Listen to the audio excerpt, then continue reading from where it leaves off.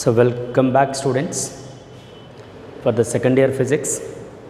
So then the second year, in the previous class, we finished about a interference pattern and as well as a Young's double slit experiment also we completed.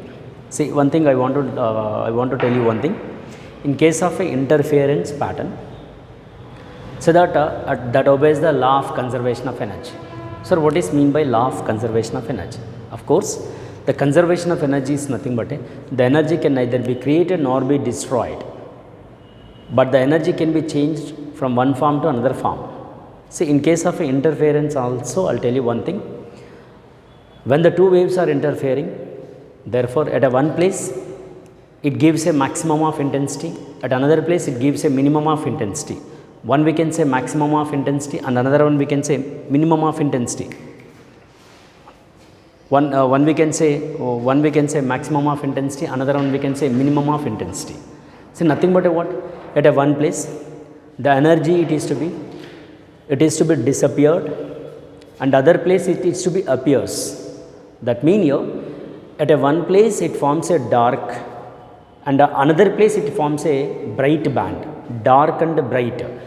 Dark in the sense is the energy it is to be at that place it is to be disappeared, and here bright in the sense is the energy it is to be appeared.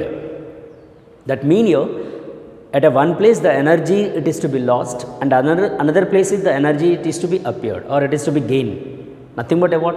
At a one place it is to be converted into another place. One place it is to be lost and another place it is to be, we can say it is to be lost. So both we can say one energy is lost, another energy is to be gained. Nothing but it obeys the law of conservation of energy in case of a interference pattern. This is about a interference. Clear? And now will move to the another one is there in this wave optics. So the chapter is wave optics, right, or we can also call physical optics. This is the third chapter. So now coming to the next one, let us we'll move to the next topic is diffraction. The topic is diffraction. See, what is actually diffraction? Very simple, I'll tell you. The diffraction in the sense is bending of a light. The light is bending at a sharp edges. When it is bends at a sharp edges, therefore that forms a shadow. Very simple example I'll tell you. You take one aperture or you take one obstacle. I'll tell you one example related to the diffraction. I'll give you the diagram. See, let you take one aperture. It is aperture in the sense is, you say small opening. This is the one small opening. Aperture we can call. There is a source S. So that the source S is emits the light wave, which maybe goes like this. Right? When it is propagated through the small opening, therefore what happens? The light ray completely propagated through like this. Right? At this point the rays will goes from this open. So it forms a on the screen is, look at it is completely we can call as the bright region that we can call as the on the screen it forms a light it is we can call bright region because the light will goes and it is forms on the screen like this. Sir, what about this below and above? This is we can call as the dark band. Yes, here also again we are getting bright and dark band. When the light is passes through the aperture or small opening, see, I'll tell you one example also, I'll show you also one example related to this. If any paper is available, definitely I'll show you. But unfortunately we are not getting any papers. Yeah, right. I'll show you small example. You make small hole like this, right? It is nothing but what it is. We can say this is the hole, we can say like a aperture, or it is we can say opening. See, through this opening when light is propagated, I'll show you. You take a torch light, right?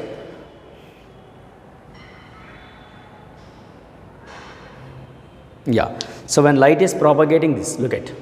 So we are getting this area. Is it visible now? So look at you. So there is a one small opening through the light is process. Through that only the light is entering. So above and below what happens? Above and below, look at the shadow is getting. The shadow is nothing but a that we can call dark, and when light is passes through the open area, that we can say the light is a encroachment of light, or therefore the light is propagating, the light is forms a bright region it is. And above and below what happens? Above this and below this we are getting a dark region. That's what you say, it is an aperture, or we can say small open. Through that the light is when propagated, then we'll get the above and below we are getting a dark region, and this is the bright region. So the bending of a light is takes place at a sharp edges, because it is the light is bending. When it is bending at a sharp edges, therefore we are getting a light is bending, therefore it is forms a shadow region, the region which we can call as the process which we can call as the diffraction. And other one I'll tell you, you take a one obstacle, it is a one obstacle, right? So when light is passes, look at here, see there is a sharp edges, I'll show you like this, yes. So there is a shadow is formed, this region, complete this region, whatever the duster is there, no, or you take a like our hand, yes, the region which we can say it is nothing but a what? This is the shadow region, because at this edges the light is bending. The bending takes place at the sharp edges, we can call as the diffraction. Very simple. I'll give you that diagram also, look at.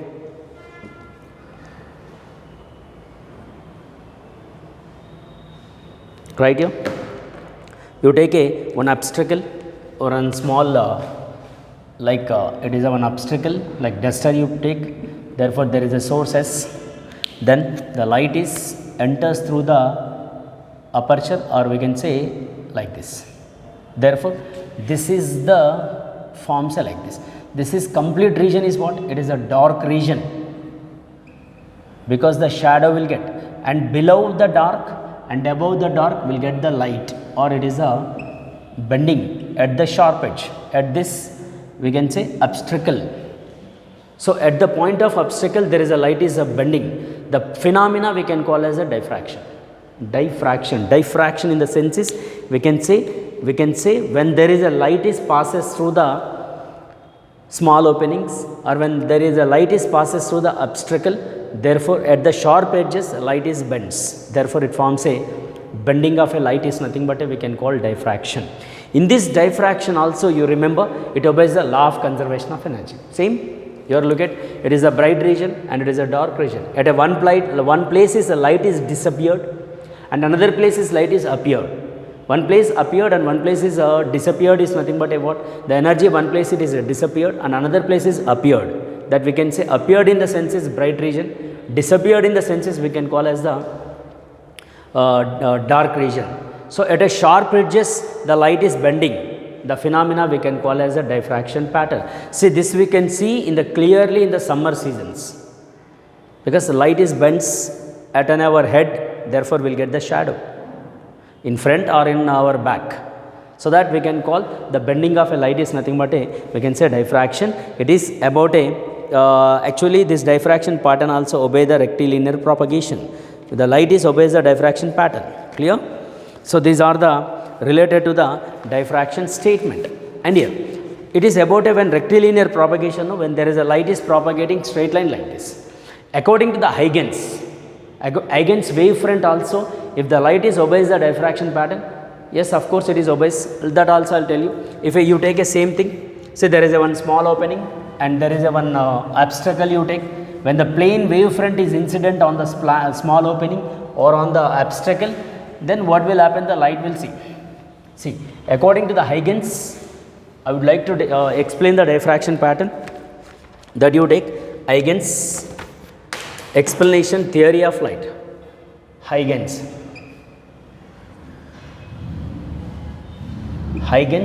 explanation of diffraction pattern. Clear? So here, right here, see actually Huygens explained about again the diffraction pattern on the basis of a plane wavefronts, or by using the plane wavefront. See, he also explained about a diffraction pattern. See, the general source is emits the spherical waves, spherical wavefronts.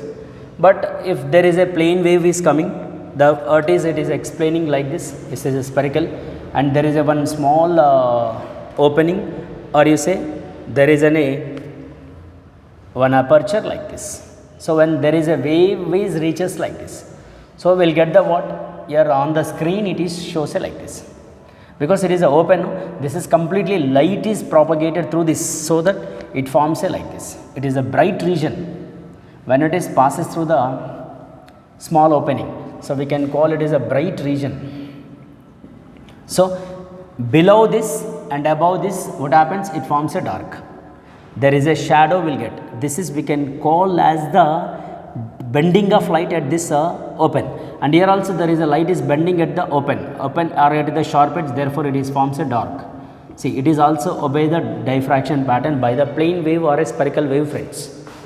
Plane wave or a spherical wave, friends, by explained about a Huygens. And you take a suppose you take again sources, there is a wave is coming like this, and in front of this you put a one obstacle like this, one obstacle, so that what happens again when the wave is reaches to the spherical wave is reaches here, then here will get the at the sharp edge the wave, there is a shadow will get like this on the screen, it is a dark region, and here above this there is a wave is or the wave it is we can call light is it is a region we can call as the bright region, it is a bright region, light it is, and here also light it is forming like this, it is a bright regions are to be like this.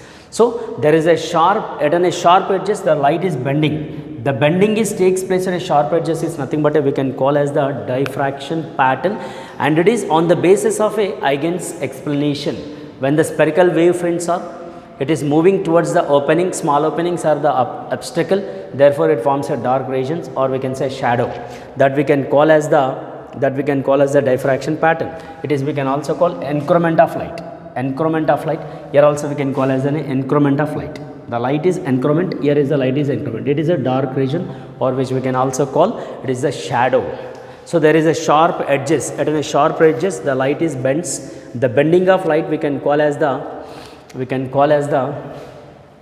diffraction pattern, and here on the basis of Huygens it is to be like this. And here actually diffraction patterns are, there are two types of diffraction phenomena are classified, that we can say, one we can say Fresnel diffraction and one more we can say Fraunhofer diffraction.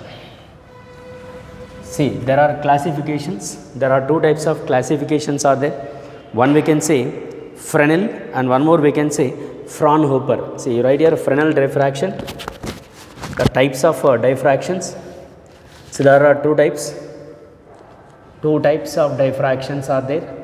One we can say Fresnel diffraction, Fresnel, Fresnel diffraction, and second you say Fraunhofer, Fraunhofer diffraction. Sir, what are these all? See, in case of a Fresnel, actually he explained about a Fresnel is explained about a diffraction pattern. In case of a Fresnel, see, the diffraction of a source of light and screen are effectively finite distance. I mean to say, Fresnel actually used one slit and here a screen, but the distance between the screen and the source is, it is a finite distance. See, in case of a Fresnel, he explained about a diffraction pattern. See, there is a source and there is a one slit, he used a single slit like this. So the light rays coming from the source which are entering like this, and here there is a screen. The distance between the source and the screen is, it is a finite, we can say like this. Therefore at a slit what happens, when light is entering into the slit, therefore light is bends and it forms a or bending and it is forms on the screen like this. It is about a what, about a Fresnel diffraction. Here is he used a slit only, but he is not used any lenses.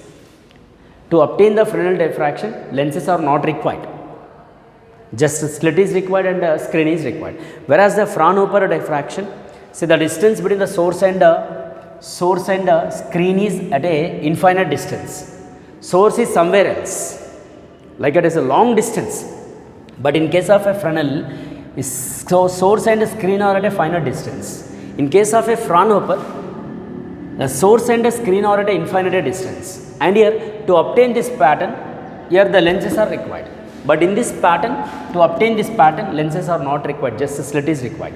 Here in case of a Fraunhofer, used a two lenses, that is a convex lens which is placed in front of a source, the ray which is enters like this, and after that we are getting the plane wave, and the plane wave is passes through the slit. Of course here slits are required to obtain this pattern also, and the wave is entering through this like this, and here another lens is used, that is a convex lens, and when the rays focused on the convex lens and it is diffracted at a one place like this.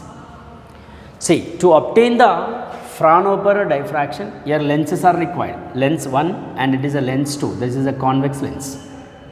I will tell you comparison between the Fraunhofer and Fresnel diffraction. See, in case of a Fresnel, lenses are not required to obtain the diffraction pattern, and the distance between the source and screen are at a finite distance, and to obtain the lens, to obtain the diffraction pattern, here is only slits are required. And in case of a Fraunhofer diffraction, to obtain this pattern, lenses are required, that two lenses are required. One lens is, it is just placed front of a source, and another lens is placed between the slit and the screen, and another point is the source and screen are at a infinity distance. Source and screen are at a infinity distance. To obtain this pattern, the lenses are very, very important. So that we can call as a Fraunhofer diffraction is one and Fresnel diffraction is one. And you remember application of a diffraction, there is one application is there. In general, the wavelength of a X-ray diffraction, you see, X-rays are determined by the X-ray diffraction. Diffraction uses, first use, X-ray wavelength we can determine by using the X-ray diffraction. This is the first use in case of a diffraction, and as well as the second use, structure of the crystalline solids to determine the X-ray or electron or a neutron diffraction measurement by using a X-ray structure of given element or crystals to find the crystal structure. Here in this case we have to use the X-ray diffraction or electron diffraction or neutron diffraction. So this is the second use. As well as the third use is, see, we can also measure the velocity of a sound in a liquid. Velocity of a sound in a liquid like organic or inorganic can be estimated with the help of a ultrasonic diffraction. Ultrasonic diffraction, here the velocity of a sound can be determined by using the ultrasound diffraction method, can be estimated, right? It is a third use. And here fourth use is actually, see, we can also find, see, in our human body by using the scanning, right, that is we can use the principle of diffraction to see the tumors in our human body by using the diffraction method. So that these are the four uses. Once again, the first use, so wavelength of X-rays are to be determined by using a X-ray diffraction. Second, structure of crystalline solids are to be determined. Structure of crystalline solids are also to be determined by using a X-ray diffraction or by using a electron diffraction or by using a neutron diffraction. And third one, the velocity of a sound in a liquids to be measured by using a ultra scanning or ultrasonic diffraction. And here another one is there, ultrasound scanning. By using a ultrasound scanning system, we can to see in our human bodies or to see the size of and shape of tumors and etc. in our human body. So this method is it is to be adapted to like this in case of a diffraction method, which is very, very important. That's what I mean to say. In this case, actually diffraction method, see, again we have to use the single slit experiment. There is a single slit experiment is there to obtain the diffraction pattern. Sir, what is a single slit? In this, a single slit is nothing but to obtain the diffraction pattern, here we should use the single slit only. That is, there is a source. I will draw the diagram, the single slit experiment. A single slit. See, use one single slit, like one slit. There is a source S, right? See, the source is S. S is nothing but what? That is producing the wave which is entering through the small opening or through the small this given slit. Therefore, there is a screen, of course, to obtain this pattern. There is a screens are required, and here there is a center you take as a O, and it is you take as a and B, where therefore the rays enters like this, and it is enters through this, and at a center maxima it is always forms a central maxima it is, and above central maxima will get the minimas. The rays entering or the rays are entering, therefore the rays which bends, because it is sharp edge, no, the way it is to be bends like this. The bending of light is takes place like this. The bending is nothing but we can call as the diffraction pattern by using a single slit, because only one slit is there. It is O is nothing but a what? It is a central maxima, it is forms on the screen. And again alternatively after central maxima we will get the alternatively maxima and minima, of course. Now coming to the point is, there is in a diagram I will tell you, you take as the slit is divided as two halves, so that it is total width of the slit is you take a and it is divided as a half. O to A is 1, O to B is 1, you take as it is A by 2, and this is also you take as A by 2. At this point actually it is making an angle theta, the rays are making an angle theta, or you take also theta like this. There is a difference in path, of course, it is the difference in path, the path difference we can say, that you say it is a L. There is a rays which goes like this, of course. See the ways, the bending actually it is a bending of light is takes place, but original direction of like this, you take as a L. It is a by single slit experiment, we are taking the wavefront strikes the slit, the secondary wavelet from the all points in the slit travel about the same distance to reach the center of the diffraction pattern. See, all the secondary wavelets, because at a bending it is takes at a bending of a open, no? Therefore after bending that secondary wavelets are traveling towards a screen, and which forms on the screen is alternatively maxima, minima, maxima, minima, but at center point is it is forms only central maxima only. This is which is very very important here. Position of principal maxima will be like this, I will give you. Position of principal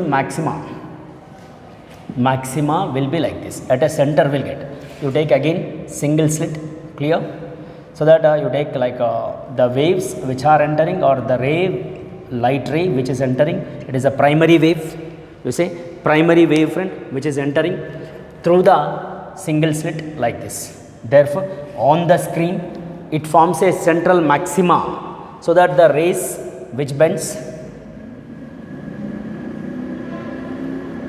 see it bends from this, yes, at a central maxima will get. This is the principal maxima we can call, clear, it is the central maxima or principal maxima. This is the principal maxima or central maxima. At that point the wave will be like this, alternative, and it is goes on decreases like this. Here also you take like this, it is decreases and so on like this.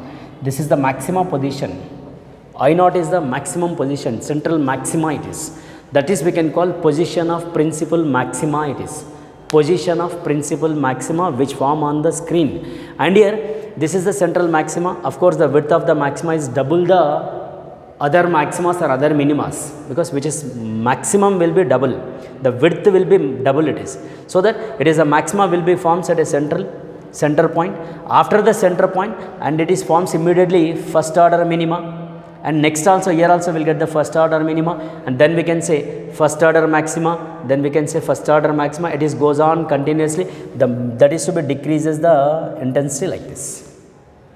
Finally at the end it is maybe 0. So this is about a diffraction pattern by the single slit experiment, clear. This is the principal maxima, position of principal maxima on the screen it is, and the central maxima width will be double the next maximas or next minimas, the width will be double, this is the width will be double. Suppose you take it is a y and it is a y, so that you say like this, it is a y and y, the width will be what happens, w is equal to y we can say, because it is y, no, next will be y only, so that width of the central maxima will be 2y. This is the method of a single slit experiment, clear. So that it is about a related to the single slit experiment, and we will see in the next class. Thank you very much. Thank you.